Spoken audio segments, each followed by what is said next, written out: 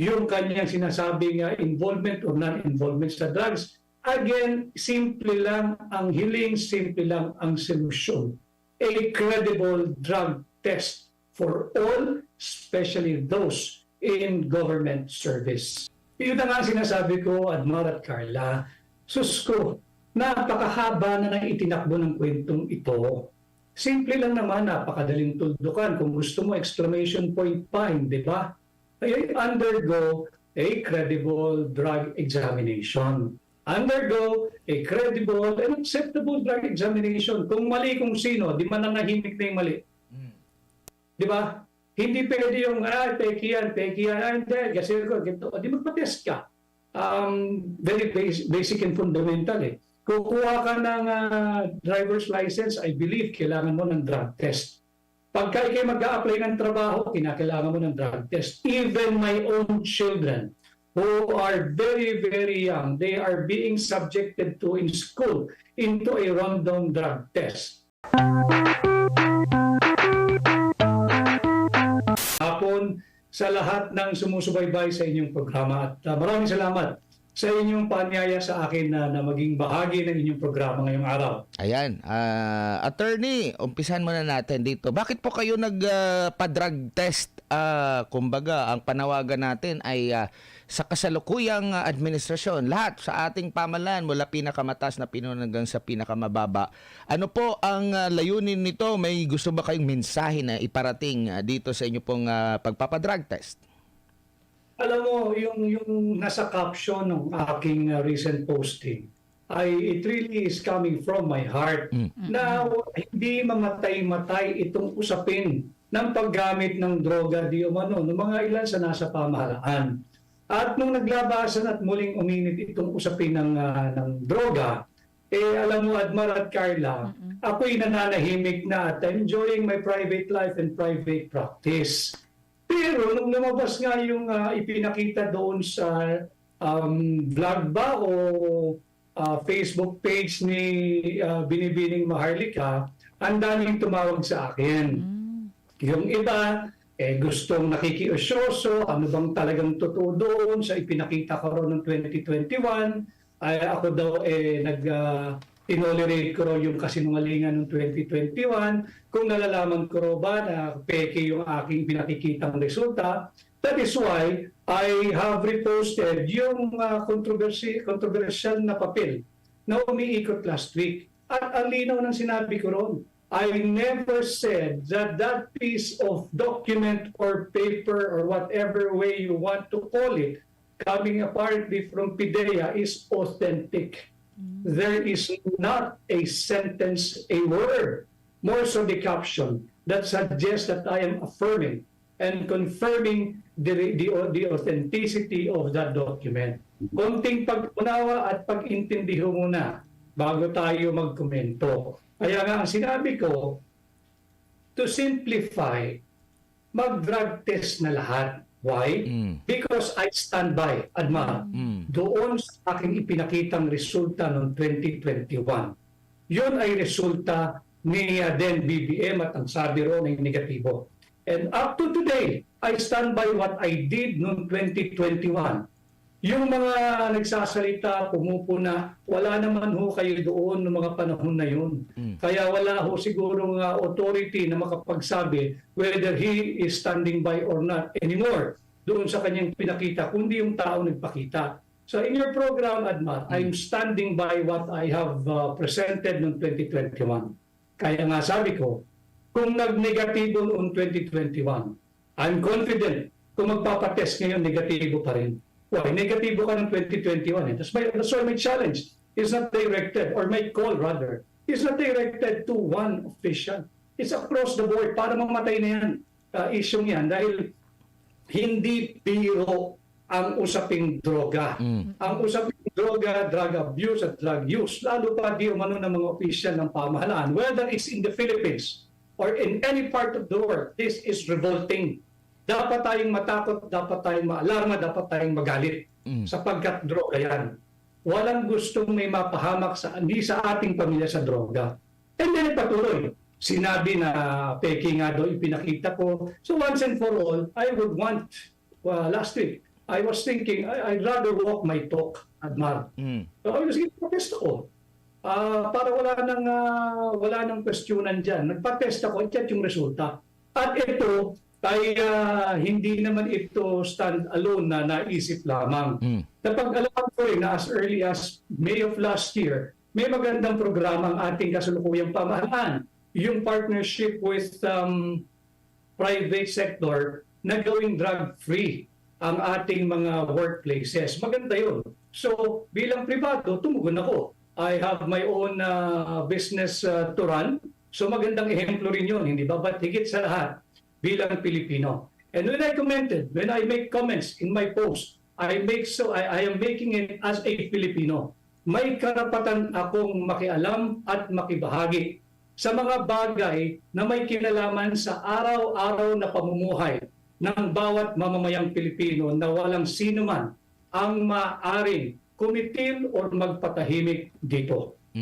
Opo. So, Attorney Vic, yung ipinakita, pwede nating maipakita yung yung drug test ni PBBM. Kumbaga, tinatayuan mo na ito ay legit po na drug test.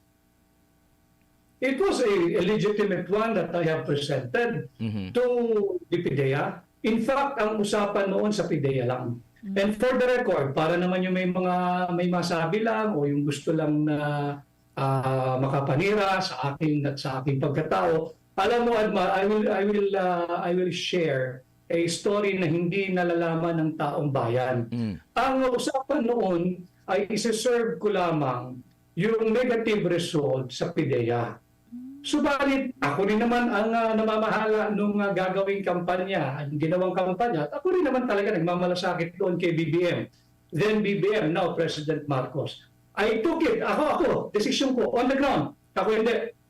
Dadaling ko rin ito sa PNP at sa NBI. Yung tatlo, PIDEA, PNP at NBI. Hindi lang ako titigil sa PIDEA. Why? Dahil sabi ko, yung tatlong ahensya ng pamahalaan na may anti-drug operating units, marapat siguro na i-serve ko na itong negative test upang sa ganun, no one can deny na hindi sila nabigyan ng negative result noong 2021. Ako mismo yun. It's my own initiative na silbihan yung PNP at yung NBI bukod sa doon sa napag-usapang PIDEA lamang. Why? We are building scenarios leading into the campaign proper, leading into February 8, yung simula ng kampanya 2022, kaya ako parang hindi ko matatanggap na halimbawa na lahat pinag-iisipan mo na, pinagpaplanuhan mo na. We call that foresighting and war-footing. Kaya baka mamaya salbayin si boss, I was referring to BBM noon, na harangin tayo, paggagaling tayo sa isang campaign sortie, sabihin checkpoint, at kung ano-anong kapilyuhan ang gawin sa kanya, padapain pa kami pare-pareho sa kalsada dahil wala naman kami mga security noon, hindi ko matatanggap yun. So sabi ko, hindi, mainam siguro, bigyan ko lahat ng ahensya ng pamahalaan na may operating unit pagdating sa drugs. Nang sa ganun, it will serve as a notice to the whole world that negative ito bago nyo kami salbahin, mag-isip-isip kayo. Yan ang backstory dyan. Kaya yung mga nagko-komento ngayon, siguro basahin yung maigi yung mga postings, hindi lang po yung postings ko, kundi yung marami pa. Tunuhain ninyo. At malinaw doon, ang sinasabi ko, I am standing by what I did, I think that was November of 2021, and I'm still standing by it today as we speak. At I was confident na when I made that post last week, I'm confident until now. Kung nag-negative nga ng 2021, give me a reason. Bakit na naman hindi mag-negative ngayon? Pero para lang matigil yan, inunahan ko na, ako na. Magsilbing ehemplo. Bilang pribado, magpa-test din ako para patas, di ba? Opo. Attorney Vic, dito po sa drug test report ng kay PBBM, kayo po ay kasama ng ni PBBM during nagpa-test siya? No. Dahil natatandaan ho ninyo, nung panahon na yan, I think wala naman akong kopya na yan November 22, 2021. No, 2021. Opo. November 2021. That was, I'm sure of this. This was before the campaign. Mm. So it's 2021. Tatandaan ninyo, uso pa dyan yung ECQ, MCQ, GCQ, lockdown. Tama, pandemya. Diba? Bawal pa yung pupunta ka sa ospital lang may kasama. Oh. Bawal pa yan. Kahit i-check ninyo yung mga reports ninyo, newspaper account, etc., government issuances. Bawal pa yan. So kung pupunta ka ng ospital, mag-isa ka lang. Bawal lang may kasama. Hindi dahil ayaw namin siyang samahan. Yun ang paumiiral na patakaran ng 2021. Now, witness ko ba? Hindi. Bawal din yan dahil ang kasama ko lang dyan yung yung anong tawag doon? Yung parang not the chemist eh. Yung sa hospital, naka-gown din. Medtech? Medtech. Ang kasama mo dyan, Medtech. And when I did mine, last week lang, hindi naman pwedeng isara mo rin yung pinto eh. Paghuhugasin ka nga ng kamay eh. Di ba? Wala kang dala, wala sa bulsa mo. Pag bigay mo ng urine sample mo, hindi pwedeng isara yung pintuan. Pagkano, binibigay mo na, pupunasan mo yung exterior portion nung lalagyanan, bibigay mo sa kanila, isisil na nila. So hindi ko na witness yung actual. Ang asang sinasabi ko lang, I'm standing by what I did. If now lumalabas ulit yung authenticity o kung ano man yung resulta, I don't think I am the proper person na magpaliwanag. Pero ang sinasabi ko lang, I'm standing by what I did. And I'm confident yung resulta ng 21, totoo, negative. Now, there is no reason for anybody to doubt. Kung magpapatest man ngayon, hindi naman siguro magpo-positibong biglaan yan. Pero ang question naman dito kay Maharlika ay patungkol sa katakatakang yung pagproseso. Like halimbawa, dito po sa inyong drug test po, Attorney Vic, nakalagay dito sa transaction time, last April 4 po kayo nagpa-drug test, 9:20 a.m. And yung report date time naman, 2:33. Siguro ito yung nakuha na yung resulta. Alas 2:33 ng hapon, same day. Yung kay VP Sara naman, kung may papakita natin yung kay VP Sara, iba naman yung araw nung siya ay nagpa-take ng test that was on 2 araw after na nagpa-drug test si Pangulong Bongbong Marcos. Sinasabi dito, 11/24/2021. 10:58 siya nagpa-drug test, tapos na proseso, natapos 3:26 ng same day. Sa inyo pong dalawa ni VP Sara, same day po. Pero ang ipinagtataka at nakita nga ito ni Maharlika, doon sa drug test ng ni Pangulong Bongbong Marcos ay umabot lang ng 2 minuto, no? Ang transaksyon natapos agad-agad. Kaya yun yung question na doon ang paghihinala na baka dinoktor o baka hindi totoo yung pagpapa-drug test ng ngayon Pangulo Attorney Vic. Well, meron akong naiisip na sagot sa iyong tanong, but alam ko maunawaan mo, Adma. Ayoko namang I can no longer speak for him. And whatever I have in my mind, whatever thoughts that I have in my mind, I think wala akong karapatang sabihin na para sa kanya. At wala naman ako kasing personalidad. So siguro let whoever on his behalf or on behalf of the hospital or the laboratory who made the examination explain or answer those lingering questions that are again out in the open now. And alam natin itong issue na ito even way before pa nababanggit itong paggamit di umano ng illegal na droga ng noon ay senador, dating senador at hanggang sa umabot sa panahon ng kampanya, meron pang isang dating commissioner na ganun yung kanyang treatment, no, every time na sumasama siya sa kampanya ng mga dilaw patungkol nga sa paggamit ng illegal na droga di umano ng ating Pangulo at nabanggit din minsan ito ni Pangulong Rodrigo Duterte, tapos muli na mga nabuksan yung issue na ito through vlogger na si Maharlika. At alam naman natin na may mga supporter din ito sila, lalo na si Pangulong Rodrigo Duterte, bumabayan ng may mataas na trust rating talaga, approval rating. So maraming mga naniniwala na mga Pilipino, kumbaga nakakuha ng mga simpatsya. Gaano po kahalaga na muli pong itong sagutin ng kasalukuyang administrasyon dahil nagkakaroon po ng division. May mga supporter din yan si Maharlika, for sure. Meron din niyang nahimok at naniniwala nga dito sa mga allegation. Para once and for all, matapos na ang lahat ng mga haka-haka. Minsang naitanong ito sa ating Pangulo, pero parang tinawanan niya, hindi niya binigyan ng halaga. In fact, doon pa, binalik pa dito kay dating Pangulong Rodrigo Duterte yung issue, yung paggamit ng fentanyl, which is pwede namang ipagamit basta mayroong subscription lang or prescription mula sa doktor, Attorney Vic.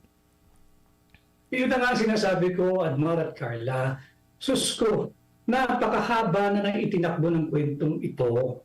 Simple lang naman, napakadaling tuldukan. Kung gusto mo, exclamation point pa, di ba? Ay undergo a credible drug examination. Undergo a credible and acceptable drug examination. Kung mali kung sino, di mananahimik na yung mali. Di ba? Hindi pwede yung, peki yan, hindi, kasi ganito. Di magpa-test ka. Very basic and fundamental eh. Kukuha ka ng driver's license, I believe, kailangan mo ng drug test. Pagka ikay mag-a-apply ng trabaho, kinakailangan mo ng drug test. Even my own children who are very, very young, they are being subjected to in school into a random drug test. Pumapalag ba kaming mga magulang sa eskwelahan yun? Hindi. Gusto nga namin eh. Para sa ganoon, nakakasiguro kaming mga magulang na yung anak namin ay hindi mababarkada o hindi napapasama sa isang drug user. Anong masama doon? Bakit nagagalit dito sa vlogger na si Miss Maharlika? Bakit nagagalit doon sa nagpakita ng kanyang drug test? Bakit kini-question? Simple lang yan. Meron namang programa ding inilunsad ang pamahalaan. At yan, ilinakit ko din doon sa aking drug result. Yung linabas pa ng Philippine News Agency. Sarili ninyong programa eh. That's why the title of the caption that I have made in my own page, Lead by Example, Leadership by Example. Bakit naman ikinagagalit yung panawagang let all those who are leading this nation undergo drug test? Ang daming pinag-uusapang mayroong mga warmongers dyan sa gobyerno. Tayo ba'y papasok sa isang hidwaan between a neighbor country na hindi tayo nakakatiyak doon sa mga usaping bumabagabag sa ating lipunan? Let's do the basic first. Bakit sumasama ang loob? Bakit nagtatampo? Bakit may nagagalit? Gawin muna natin na nararapat. Pinag-drug test tayo. Yes, partner Carla. Attorney Vic, no, magandang hapon po sa inyo ulit. Yes po. Ito po yung katanungan ko din po, Attorney Vic, no? Kasi urine test po o urine test lang po ang ginawa ni PBBM noong 2021. Marami po ang nagsasabi na hair follicle test ang gagawin kay BBM. Pabor po ba kayo dito, Attorney? I think a different standard should be given to those who are in public office, whether elected or appointed. I agree. Kasi pag nag-drug test na using yung test kit o yung urine, meron na naman magke-question, baka hindi mo iiyan, baka uminom ka ng, although walang scientific explanation, ito yung naikikwento ko lang, Admar at Carla, na baka uminom ka kasi ng mga isang galong buko na wash out, etc.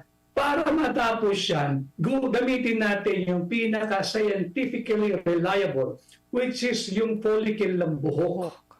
Doon sa mga nasa gobyerno. At yung nandoon naman, mahirap mo naman kasing i-subject. Yung same standard yung nasa privado at yung nasa gobyerno. Pero kung sasabihin nila, hindi, dapat across the board, lahat hair follicle, pwede rin naman. Di ba? Simula nung nasa gobyerno. At yan, uuwi tayo sa aking sinasabing lead by example, leadership by example.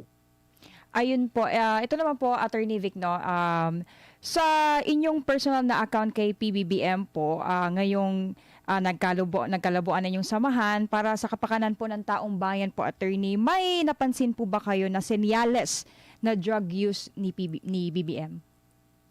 Politiko, I think yung obserbasyon na nagkalabuan ng samahan namin ni Pangulong Marcos is observation nung nasa labas ng samahan na yun. But as between me and him, kami na lang dalawa siguro ang makakapag-define kung nagkasamaan ba ng relasyon.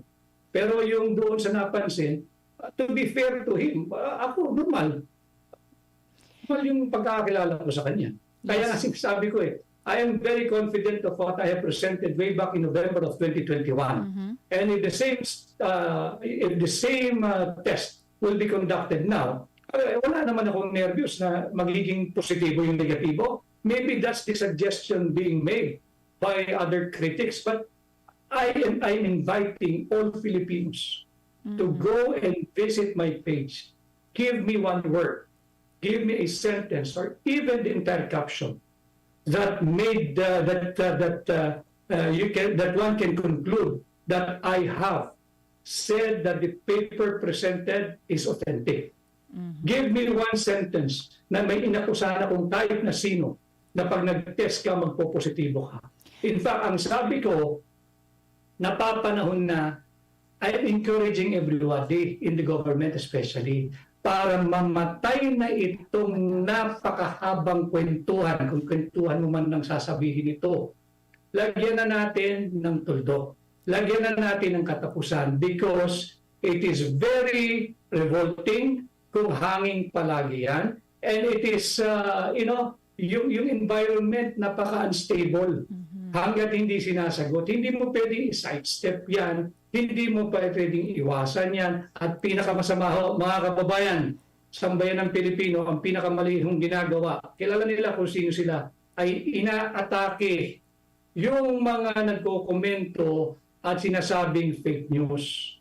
Di harapin natin, patunayan natin peki sila. Maglabas tayo ng credible drug test. I agree with you, Carla.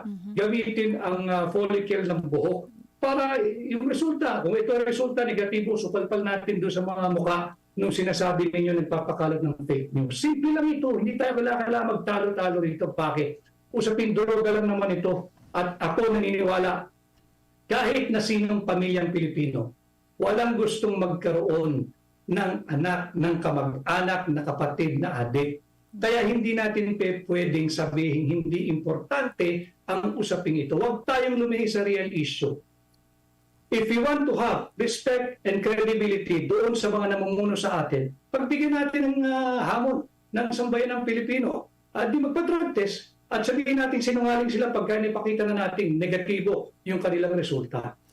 Ayun kasi sabi nyo nga, di ba, attorney, yung sa caption nyo, simpleng hiling, simpleng solusyon din po ba?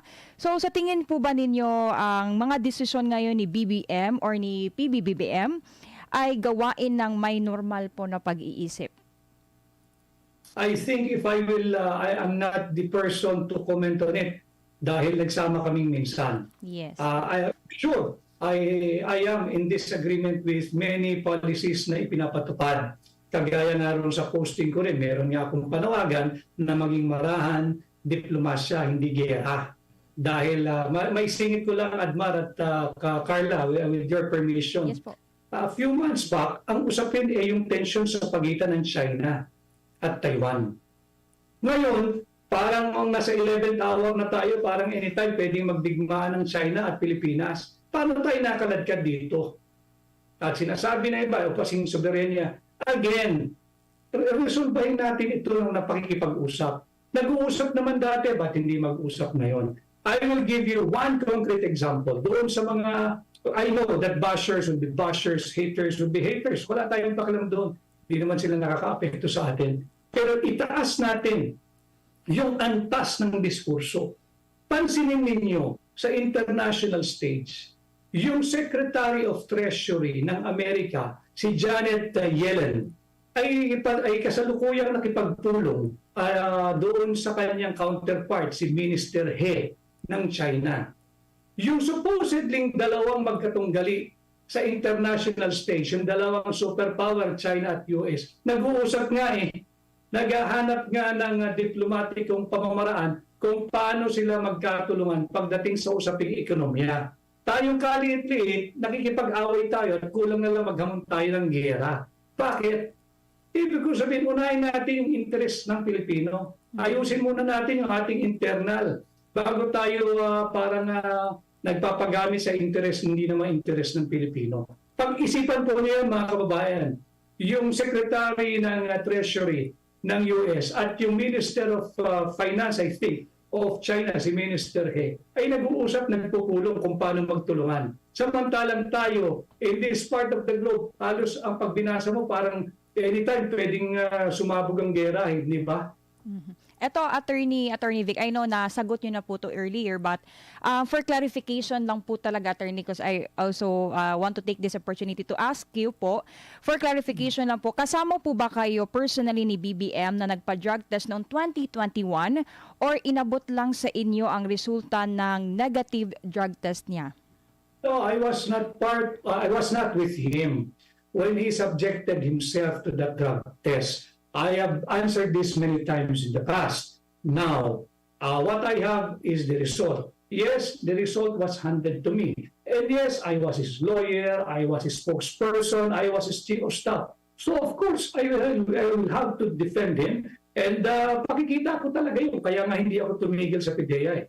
Tinuloy-tuloy ko yun ng headquarters sa Camp Crame at sa NBI office doon sa hindi na sa TAF. Then I think until now, nandyan sila sa Araneta Avenue. Because I want to protect my principal. Ayoko may maglaro ng pilyong isipan dyan. At yun nga, pare-pareho kaming padapain sa kalsada at gawan kami ng malisyosong photo. Ihiyain ba yung aking kandidato na hindi ako makapapayag noon. Not under my watch. Kaya pinuntahan ko lahat ng ahensya ng pamahalaan na may anti-drug operating units. Nang sa ganun, pag nag-usap-usap sila, halimbawa, ganun yung preparasyon ko noon kung mag-uusap-usap kayo, mag-interagency meeting kayo tungkol sa bagay na yan, no one can deny na binigyan ko kayo ng kopya na nagpapakita negatibo yung taong maaari yung targetin sa isang anti-drug operation. Yun ang backstory dyan na hindi nalalaman ng makaramihan. Ayun. Dito po tayo sa pagiging nasa matinong pag-iisip ang ating mga leader mula sa pinakamataas hanggang sa mababa, Attorney. Sa iyo pong pagiging abogado, meron bang sinasabi sa ating saligang batas? Yung sa, alam natin, may public trust din yan Pero paano makakaapekto if hindi natin sinasabi itong patungkol pangkalahatan na lang kasi marami din tayong mga information lalo na dun sa drug war ni Pangulong Rodrigo Duterte, mismo mga local chief executive nandito sa kumbaga sa illegal na droga. Gaano po kahalaga na nasa matinong kaisipan ng isang leader natin na katuwang sa pamamalakad ng ating bansa? Dapat lahat mag-subject dyan. Ultimo yung aplikante sa ordinaryong trabaho, hinihinga ng drug test result. Yung ating mga kapulisan, I think periodically, all of them needs to undergo drug testing to make sure na yung pinagkatiwalaan mo ng sidearm, pati nung mahaba, yung mga special forces, yung special action force unit ng PNP, nasa tamang pag-iisip. Ganon din yung ating mga kasinduluhan na from time to time ay sinasubject din sila sa drug test. Pati siguro yung mga general. So, bakit merong exemption? Dapat wala exempted. Again, uuwi tayo doon sa titulo ng aking posting. Lead by example, leadership by example lang sa ganon. Bumalik yung stability sa governance at bumalik yung credibility at respeto ng ordinaryong taong bayan kagaya ko sa mga namamahala sa pamahalaan. At lusawin natin kung anumang duda o agam-agam na umiiral dahil sa mga dokumentong naglalabasan, yung mga haka-hakang patuloy na umiikot at hindi mamatay-matay. Siguro, panghuli na lang siguro, Attorney Vic, kaya pa ba na makabawi? Kasi ang rating ng kasalukuyang administrasyon, yung sa ating Pangulo, medyo bumababa, no? As per survey, alam naman natin bago pa lang ang kasalukuyang administrasyon. At sa mga panahong ito, ini-enjoy yung mataas na approval kasi kailan lang yung election, mga 2022 pa, no? So at least more or less nasa 2 taon pa itong kasalukuyang administrasyon, batang-bata pa. Yet ang dami ng mga issue na medyo hindi agad-agad natutugunan or hindi agad na nabibigyan ng kasagutan. Kaya yung agam-agam nananatili sa isipan ng taong bayan.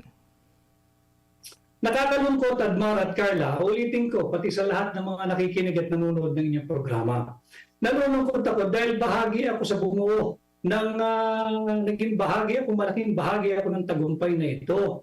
Kubalit, ang nagiging problema, number one, although ako yung nagsasalita bilang Pilipino at naging dating head ng gabinete, bilang dating executive secretary, ang mali kasi, yung mga supposedly nagre-reach out doon sa mga naglalabas ng mga lehitimong issue, ang sagot, imbis na sagutin ng mahinahon, sagutin ng may respeto, inaaway Admare at Carla. Sasabihin agad, fake news, patikos dito, kritiko doon. I will still give that little space kay Pangulong Marcos. Yang taong yan, ang pagkakakalala ko riyan, hindi pala away. Hindi ko na iintindihan ngayon kung saan kumukuha ng lakas ng loob yung mga nagpapayo, yung nag-handle ng communication, yung mga nakapaligid na instead na lamig, marahan, diplomatiko, bigyan natin ng resulta, performance ang pantapat mo. Kung sa naniniwala kang intriga lang yung lumalabas, paninira, tapatan mo ng performance. Hindi yung inaaway mo. Halimbawa si Admar, banata mo kasi may nasabing hindi mabuti sa gobyerno. Gobyerno yan eh. Parang ordinaryong buhay ng ordinaryong tao. Hindi naman lahat sasang-ayon sa'yo. Pero hindi naman lahat ng hindi sumang-ayon sa'yo dapat awayin mo. Diba? Trabaho ninyong iparating sa amin. Ano ba yung mabubuting programang inyo nang nagawa? Trabaho ninyong sagutin yung lehitimong tanong ng ordinaryong Pilipino na nakatingala sa lideratong kasalukuyan ng pamahalaan. Kung totoo ba itong balitang ito o hindi, karapatan ninyong tugunin ang usapin ng droga dahil kagalit-galit talaga ang droga. Droga yan eh. Ikaw ba papayag ka na ang pinuno mo kahit sa barangay level na-involve sa drugs o nachichismis sa drugs? Barangay level ito ha. Hindi. Kahit nga sa isang subdivision, ikaw ba'y papayagan mo na pamunuan ng village association yun ng questionable yung kanyang sinasabing involvement or non-involvement sa drugs. Again, simple lang ang hiling, simple lang ang solusyon.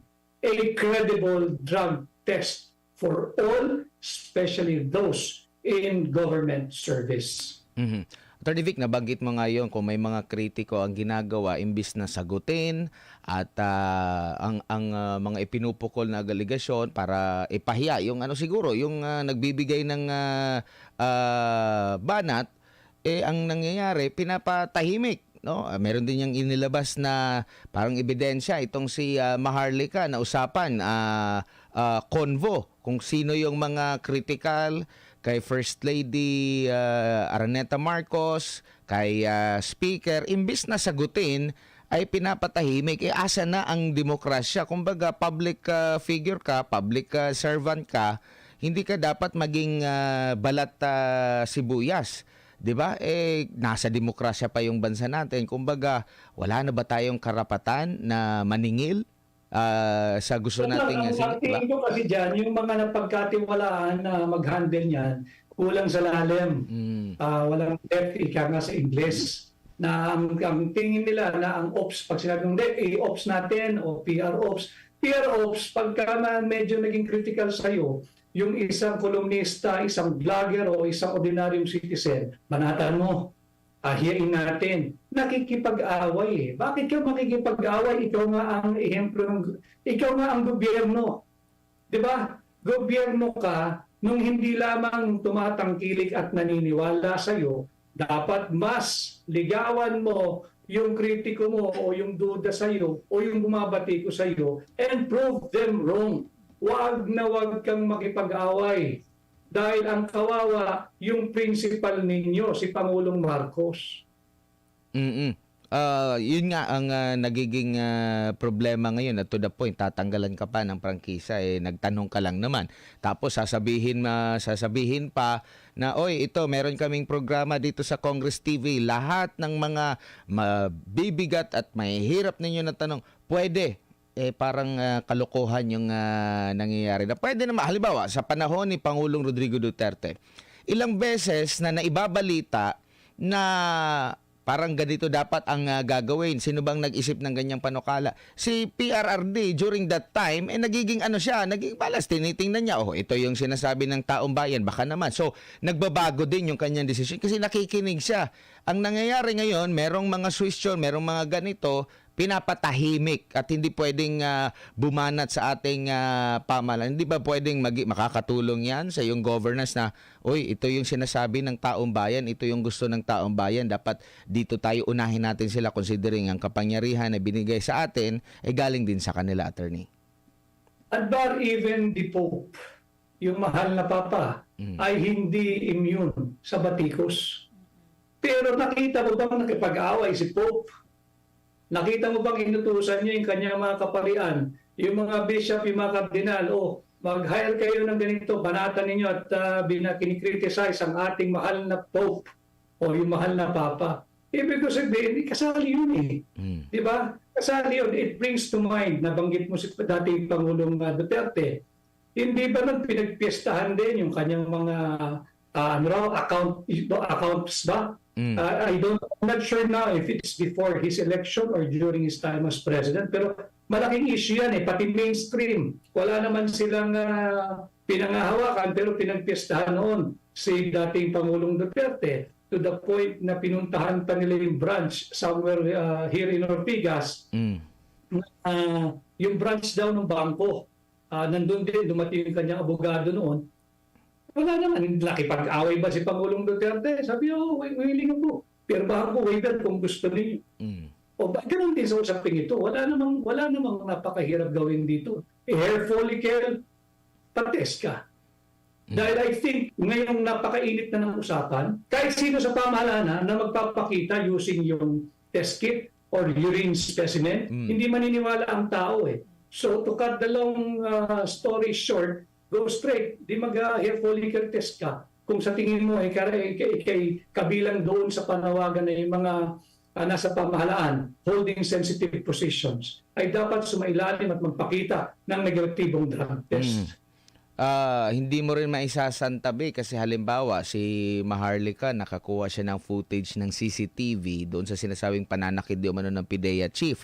Saan siya nakakuha noon? Tapos meron na naman siyang mga dokumento galing din sa PIDEA nagsasabi na ito sasabihan agad na peke. So once and for all para at least kasi kumbaga marami na ang naniniwala dito, once and for all, para masagot ito at yun nga yung nababanggit natin na dapat magpa-drug test. Attorney Vic, maraming salamat po sa inyong oras at panahon. Sa ulitin po, ingat po kayo. Maraming salamat, Edmar. Maraming salamat, Carla. Maraming salamat sa lahat ng sumubaybay at magandang hapon po sa ating lahat. Maraming